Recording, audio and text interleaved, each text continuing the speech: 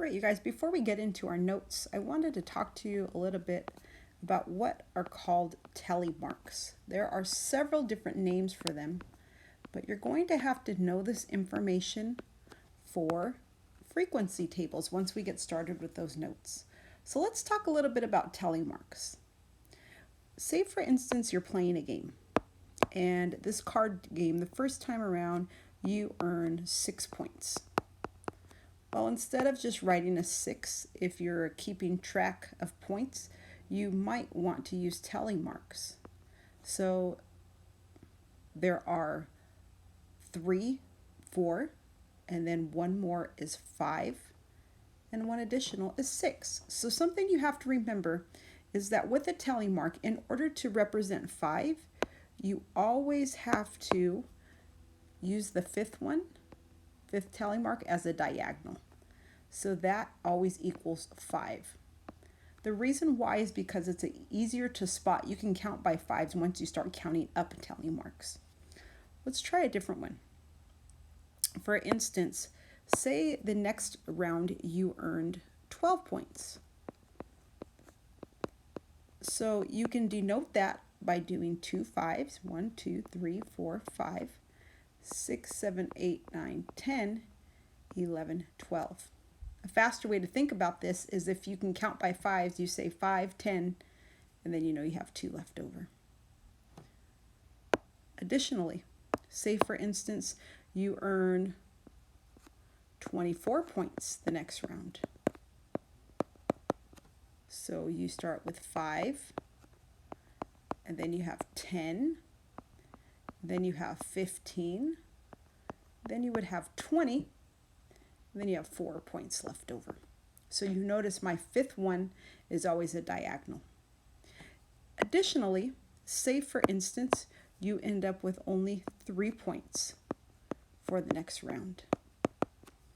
Well, for the next round, you would just write 3 tick marks. And so it's easy to be able to count by 5s. That's why tick marks are used, because you can count by 5s and then just add on the additional ones that are all by themselves. So what I want you to do right now is I want you to go ahead and you're going to split your paper. So let's pretend this is your piece of paper right here. Here's your 3 hole punches. What you're going to do is you're going to split your paper in half. So fold it in half for me. Vertically is what we call it. And then I want you to make 2 folds horizontally so that you have 6 boxes. Okay. Once you do that, in your 6 boxes, I want you to go ahead and I want you to create the tally marks for these 6 numbers. For the first box, you're going to write a number 9 in there, and you're going to draw 9 tally marks. For the second box, you're going to write a 34 in there, and you're going to draw 34 tally marks. For the third box, you're going to write a 52 in there, and then you're going to draw out 52 tally marks. For the fourth box, you're going to write a 16 in there.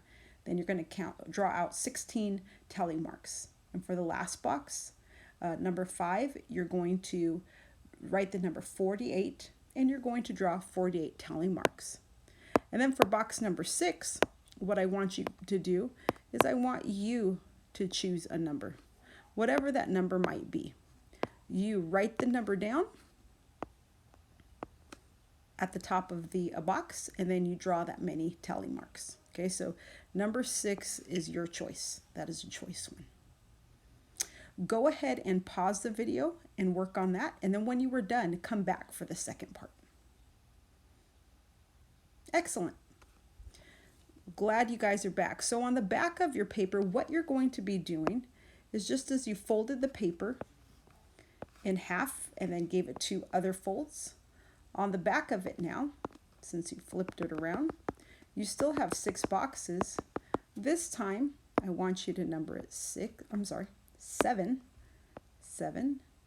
8, 9, 10, 11, and 12.